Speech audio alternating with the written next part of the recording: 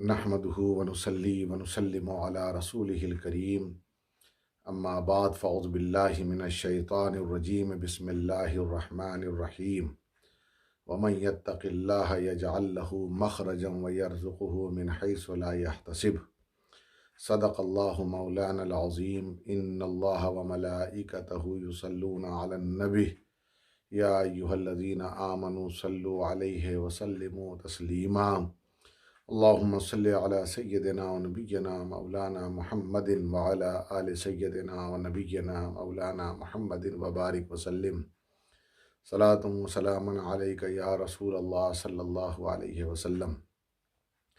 اللہ تبارک و تعالی نے ارشاد فرمایا، جو اللہ سے ڈرا جس نے تقوی اختیار کیا اور اللہ پر بھروسہ کیا اور اللہ کی راہ میں نکلا، اللہ تبارک و تعالی اسے ایسی جگہ سے رزق عطا فرماتا ہے جہاں اس نے گمان بھی نہ کیا ہوگا۔ اللہ تبارک و تعالی اس پر اپنا خصوصی فضل فرماتا ہے۔ جو اللہ کی راہ میں نکلتے ہیں، جو اللہ پر بھروسہ کرتے ہیں اور جو تقوی اختیار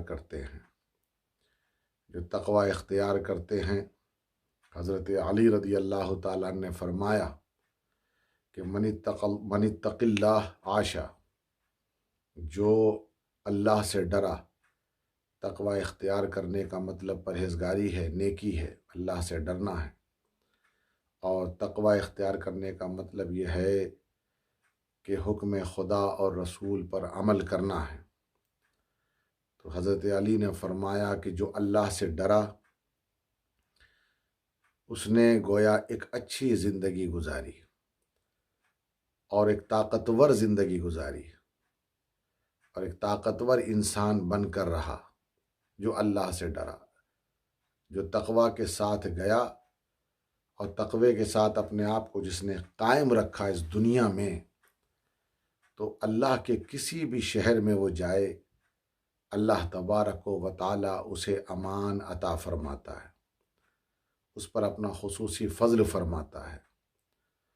اور اسی طرح حضرت لقمان نے اپنے بیٹے سے کہا، بیٹا تقوی اختیار کرو۔ پوچھا گیا تقوی کیا ہے؟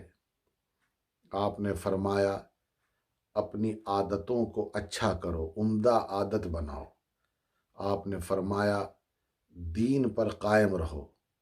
آپ نے فرمایا کہ اچھا مال کماؤ اور اچھی راہ میں خرچ کرو، یعنی رزق حلال ہو اور اللہ کی راہ میں خرچ کرو۔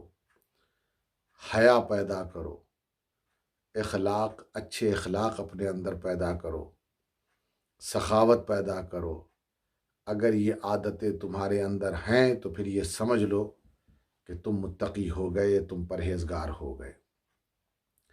اسی طریقے سے اللہ تبارک و تعالی نے ارشاد فرمایا کہ وَأَمَّا مَنْ خَافَ مَقَامَ رَبِّهِ وَنَهَى النَّفْسَ عَنِ الْهَوَىٰ، یہ تقویٰ ہے کہ جو اللہ سے ڈرا اور اس بات پر ڈرا کہ کل اللہ کے حضور اسے کھڑا ہونا ہے، اس کا اس نے خیال رکھا کہ کل اللہ کی بارگاہ میں ہمیں حاضری دینا ہے، اس بات پر ڈرا کہ کل اللہ کے حضور مجھے کھڑا ہونا ہے، اور اسی بنیاد پر وَنَهَى النَّفْسَ عَنِ الْهَوَىٰ، اور اس نے اپنے آپ کو روکا، بری خواہشات سے روکا، برائیوں سے روکا، تو اللہ تبارک و تعالی نے اس کا ٹھکانہ جنت کر دیا ہے۔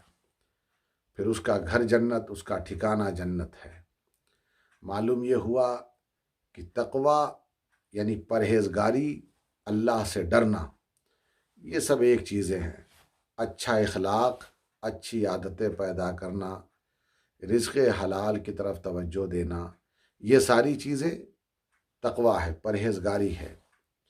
وَأَمَّا مَنْ خَافَ مَقَامَ رَبِّهِ، اور اس بات پر ڈرنا کہ ایک دن اللہ کے حضور کھڑا ہونا ہے، یعنی ہر کام کرتے وقت یہ خیال رہنا چاہیے کہ اللہ ہمیں دیکھ رہا ہے اور ہمیں کیا کرنا چاہیے، کیا نہیں کرنا چاہیے۔ اس پر توجہ ہو، کیونکہ ایک دن ہمیں بھی اللہ کے حضور حاضر ہونا ہے۔ حضرات محترم، اسی لیے کامیاب وہ لوگ ہوئے جنہوں نے تقوی اختیار کیا۔ جیسے جنت کی بات آئی تو فرمایا گیا کہ حوروں کا مہر کیا ہے؟ خواہشات کو ترک کرنا، یہ حوروں کا مہر ہے۔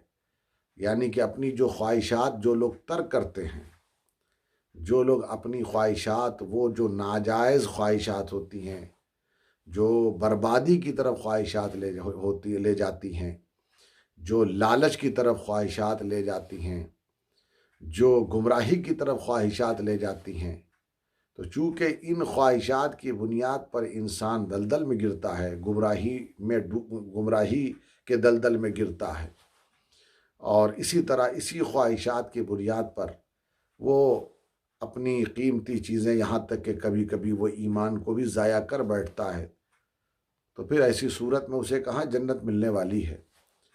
اور جسے جنت ملے گی تو اس کے نصیب میں اللہ تبارک و تعالی جنت کی ساری آرائش بھی رکھے گا، ساری چیزیں بھی رکھے گا۔ اسی لیے فرمایا کہ خواہشات کو جو چھوڑ دیتے ہیں گویا وہ حوروں کا مہر ادا کر رہے ہیں۔ اس لیے تقوی جو پرہیزگاری ہے، خوف خدا، اللہ سے ڈرتے رہنا چاہیے۔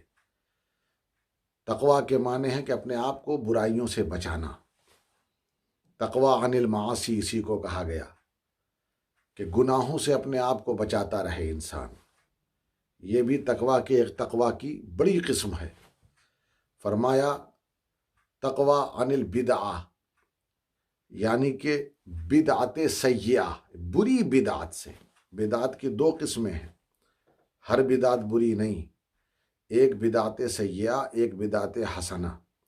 جو اچھی بدعت ہے، جس کا ٹکراؤ نہ قرآن سے ہے نہ حدیث سے ہے، وہ اچھی بدعت ہے۔ تو ایسی صورت میں جس کا ٹکراؤ قرآن سے، حدیث سے، جو نئے عقیدے جیسے لوگ پیدا کر لیتے ہیں، یہ ساری بدعت یہ خرابیوں کی طرف ہے، یہ جہنم کی طرف لے جانے والی، یہ گمراہی ہے، یہ بربادی ہے، یہ بدعت سیئہ ہے۔ یعنی وہ بدعت، وہ نیا کام، بدعت کے معنی جو کام حضور کے زمانے میں نہ ہو، اسے بعد میں اس کی ایجاد کی جائے، اسے بدعت کہتے ہیں۔ اور وہ بدعت ایسی ہو کہ جس کا ٹکراؤ، یعنی وہ اگینسٹ قرآن، اگینسٹ حدیث ہو، تو یہ بربادی والی بدعت ہے۔ لیکن اگر قرآن اور حدیث اس کی مخالفت نہیں کر رہے ہیں، بلکہ کہیں نہ کہیں قرآن و حدیث سے اس کی موافقت ملتی ہے، قرآن و حدیث سے اس کا سپورٹ ملتا ہے، تو وہ بدعت اچھی بدعت ہے، جسے بدعت حسنہ کہا جاتا ہے۔ لیکن جو بری بدعت ہے اس سے بچنا، اس کو بھی پرہیزگاری میں شمار کیا گیا ہے۔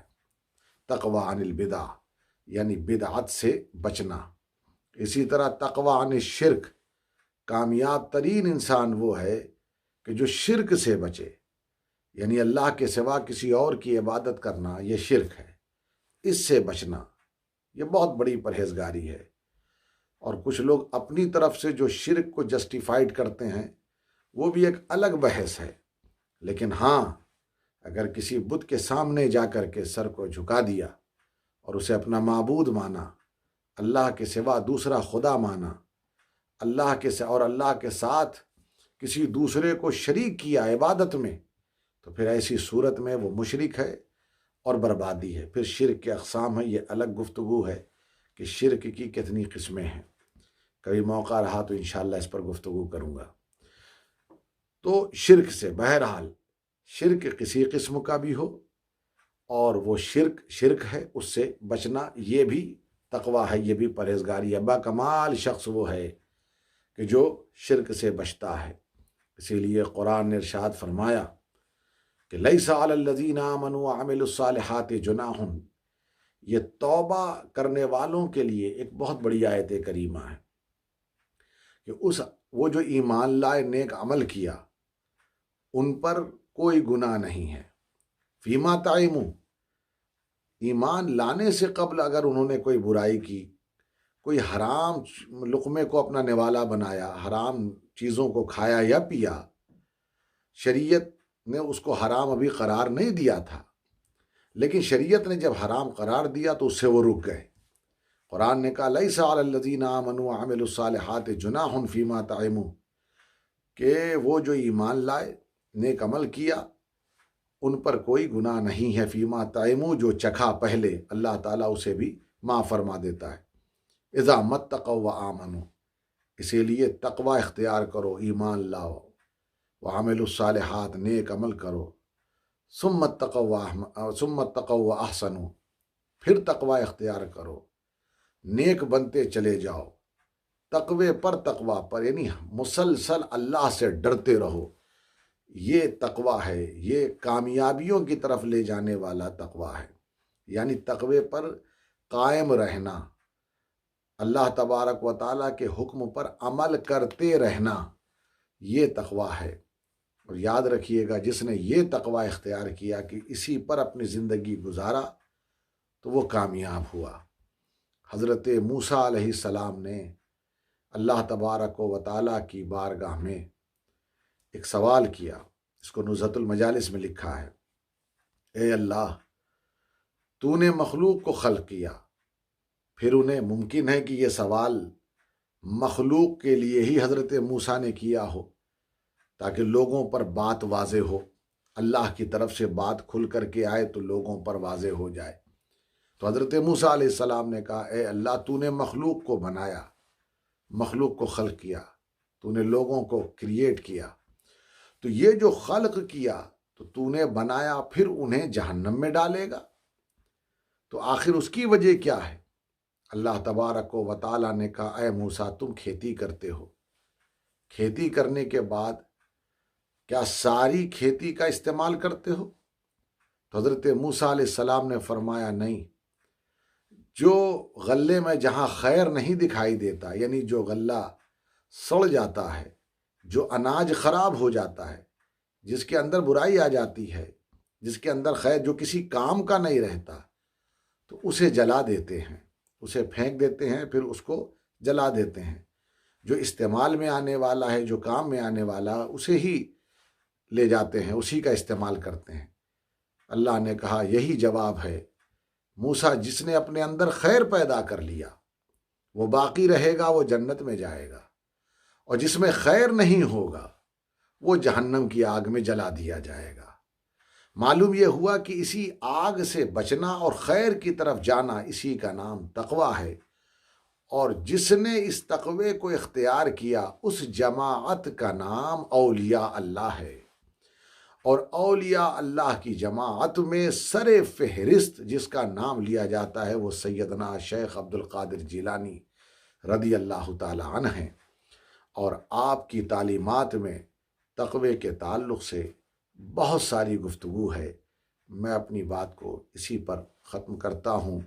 اللہ تبارک و تعالی ہم سب کو صراط مستقیم پر چلنے کی توفیق عطا فرمائے، اور ہم سب کو تقوی اختیار کرنے کی توفیق عطا فرمائے، اور اس وبا سے نجات عطا فرمائے۔ وآخر دعوانا ان الحمد للہ رب العالمین۔